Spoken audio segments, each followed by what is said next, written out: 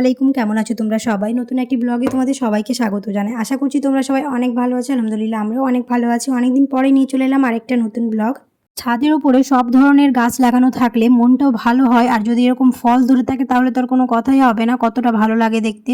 সব ধরনের ফল যদি লাগানো থাকে, আমাদের বাড়ির পাশে একটা বাড়ি আছে, ওদের ছাদের উপরে সব ধরনের গাছ, ড্রাগন থেকে শুরু করে সবেদা, আম, পেয়ারা, লিচু এমনকি হচ্ছে। সত্যি খুবই ভালো লাগলো। তখন যদি দেখাতে পারতাম সেই সময়টাতে, কিন্তু আমি সেই সময়টাতে এসেছিলাম না বলে দেখাতে পারিনি। আর ভাবলাম যে একবার দেখে আসি কি কি ধর। তো এখন তো সেরকমভাবে আর কিছু নেই, ওই আম আর পেয়ারা, কয়েকটা লেবু আছে, আর পাশে লিচুর বাগান। আর কতটা মুকুল ধরেছে ভাবলাম তোমাদের সাথেও শেয়ার করি। এখন তো লিচু বড় হয়নি, শুধুমাত্র মুকুল ধরেছে।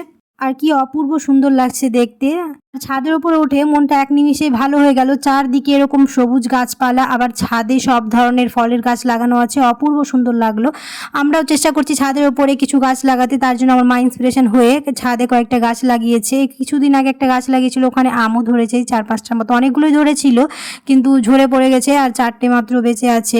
তারপর আমরারও অনেকগুলো ফুল ধরেছে, পেয়ারা হয়েছে, ওইদিকে শুধুমাত্র পেঁপে হয় না, একটা গাছে লেবু হয়েছে। তো ভালো লাগছে, একটু একটু করে হচ্ছে। আমাদের লাগাই কিন্তু হয় না, ফুল হয় আর ফুল হয়ে কিছুদিন পরে ঝরে যায়, সেরকমভাবে আর ফলও খেতে পাই না, তার জন্য মনটা খারাপ হয়ে যায়। কিন্তু ওদের অনেক বড় বড় গাছ দেখলাম, আর সবগুলোতেই প্রায় ফল হয়ে যায়। দেখি আমাদেরও এবার লাগানোর চেষ্টা করেছি, দেখি হয় কি না। সত্যি কথা বলতে ছাদের ওপর ওরকম গাছ থাকলে ভালো লাগে। যখন ছাদের ওপর ওরকম মনটা এক নিমিষেই ভালো হয়ে যাবে, এরকম ফল ফুল যদি ছাদের উপরে লাগানো থাকে। ফুল গাছগুলো আমাদের ছাদে হয়, কিন্তু ওই ফলের গাছ লাগালে কিছুদিন পরেই দেখি ফুল হলেও ঝরে পড়ে যায়, সেরকমভাবে আর ফল খেতে পাই না। আর ড্রাগন ফলের গাছ তো অনেকদিন ধরে লাগানো আছে, ফুলও হচ্ছে, কিন্তু ফল এখন পর্যন্ত হয়নি। দেখি, অপেক্ষা করে আছি অনেক দিন ধরেই যে কখন ড্রাগনটা ধরবে। আর এখন তো সবাই ছাদের উপরেই সব ধরনের ফল ফুল সব কিছুরই চাষ করছে। অনেকজনের হয়ে যাচ্ছে, অনেকজনের হয় না আবার। কিন্তু এবার আমরা ভেবেছি আমরাও অনেক কিছুর গাছ লাগাবো, দেখি হয় কিনা। ফলের সবেদা, আতা এগুলোর গাছ লাগানো হয়েছে, কিন্তু এখন পর্যন্ত আস্তে আস্তে বড় হচ্ছে। আর সবেদার গাছটাতে একটু ফুল ধরেছে, দেখি হয় কি না, আবার ঝরে না পড়ে যায়, এটাই ভয় হচ্ছে। আজ একটুখানি মিষ্টি দই বানাবো, তারই প্রিপারেশন করছি। তো ওইদিকে টক দইয়ের যে বীজটা দেবো সেটাকে জল ঝরতে দিয়ে দিলাম, তাহলে দইটা খুব ভালো হবে। আর এখানে ওই ব্যাটারটা বানিয়ে নিচ্ছি, মানে গুঁড়ো দুধের দিয়ে করব, তার জন্য 1 কাপ গুঁড়ো দুধ দিয়েছি আর 3 কাপ জল দিয়ে খুব ভালো করে মিশিয়ে নিয়েছি। এখন এটাকে ক্যারামেল করে নেব। 1 কাপ চিনি দিয়ে আর একটুখানি জল দিয়ে প্রথমে এটাকে ক্যারামেল করে নেব। আর ক্যারামেল করা হয়ে গেলে পছন্দ মতো কালার করে এখানে ক্যারামেল করে নিতে হবে। অনেক সময় ভয় হয় যে দইটা জমবে কিনা, কারণ আমি তো এর আগে কোনো দিন বানাইনি, আছে প্রথম ট্রাই করছি। এর আগে আমার মাই বানিয়েছে, তো ভাবলাম এবার আমি বানিয়ে দেখি হচ্ছে কিনা। তো হয়েছিল। প্রথম শেষ থেকে ভিডিওটা দেখতে থাকো, তাহলে দেখতেই পাবে হয়েছিল কিনা। তো ক্যারামেলের মধ্যে এখন দুধের ব্যাটারটাকে দিয়ে দিলাম, দিয়ে খুব ভালো করে মিশিয়ে নিতে হবে। আর একটুখানি ভয় ভয় লাগছিল যে ক্যারামেলটা প্রথমে গলতে চাইছিল না, কিন্তু না, একটুখানি মিশাতে থাকতে হবে, তারপর ঠিক ক্যারামেলটা এরকম গলে যাবে দুধের সাথে। দিয়ে ওই 5 থেকে 6 মিনিট ফুটিয়ে একটু ঘন করে নিতে হবে।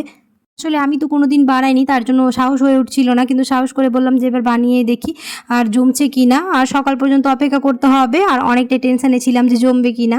তো এখানে হয়ে গেছে। এখন এটাকে ঢেলে একটুখানি ঠান্ডা হতে দিই। আর ওইদিকে যে দইটা আমি জল ঝরতে দিয়েছিলাম সেটাও জল ঝরে গেছে, ওটাকে একটুখানি ফেটিয়ে দেবো, তাহলে দইটা মানে ক্রিমি ব্যাপার আসবে, খেতে ভালো লাগবে।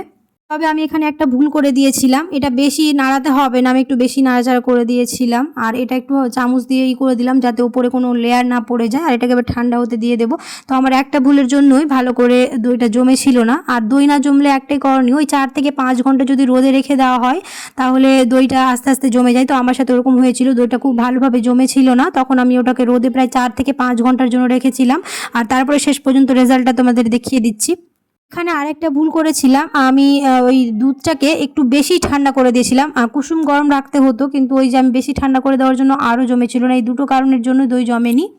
তারপর আমি ওই ইউটিউবে সার্চ করে দেখলাম যে কী করলে জমবে। তো ওখানে বলেছিল যে 4 থেকে 5 ঘন্টা যদি রোদে রেখে দিই তাহলে জমে যাবে। তো ওটাই করেছিলাম, তারপর জমে গেছিলো। খুব একটা ভালোভাবে জমেছিল সেরকমটা নয়, কিন্তু কাজ চালানোর মতো হয়ে গেছিলো। আমি যেহেতু প্রথম ট্রাই করেছিলাম, এবার যদি করি তো হয়তো হয়ে যাবে। যেহেতু প্রথমবারই ভুল হয়, তারপর আর তো হবে না, কারণ আমি বুঝে গেছি কোন জায়গায় কি কি ভুল ছিল। আর সেটা ঠিক করেই কোনো একদিন আবার বানাবো। ভুল থেকেই মানুষের শিক্ষা হয়। আর হয়তো আমি প্রথমবার যেহেতু ট্রাই করেছিলাম, একটু ভয় ভয় তো ছিল, ওই নার্ভাসেই হয়তো আমার এটা, যেহেতু আমি অনেক কিছু জানতাম না আর আমার মাও সেদিন বাড়িতে ছিল না যে বলে দিত, আমি একা একা এটা বানিয়ে নিচ্ছিলাম, তার জন্য একটুখানি ভুল হয়ে গেছে। যাই হোক, এটা তো এখন জমাতে দিয়ে দিলাম, কিন্তু ওই তো সকালবেলা উঠে দেখি যে খুব ভালো করে জমেনি, তার জন্য আবার রোদে দিয়েছিলাম, তারপরে জমে গেছিলো। মিষ্টি দই তৈরি করাটা যে খুব ঝামেলার সেরকম ব্যাপার নেই, কিন্তু জমে না, এটা একটা প্রবলেম। এটাই ভয় থাকে সবাই যে ভালো মতো জমবে কি না, দইটা বসবে কি না, এটা একটা ভয় থাকে। কিন্তু বানানোটা খুবই সহজ। আর একটা মোটা টাওয়েল দিয়ে ঢেকে দিলাম। কিন্তু ওই তো আমি আগে একটা ভুল করে দিয়েছি, বেশি নাড়িচাড়ি দিয়েছিলাম। আর এখানে দেখতে পাচ্ছ জমে গেছে, মানে কিছুক্ষণ আমি রোদে রেখেছিলাম। সকালবেলা উঠে দেখলাম যে ওটা জমেছিল না ভালো করে। তারপর তো বললাম যে রোদে রাখলে নাকি হয়ে যাবে, তো রোদে রাখার পর এই যে এরকম হয়েছিল।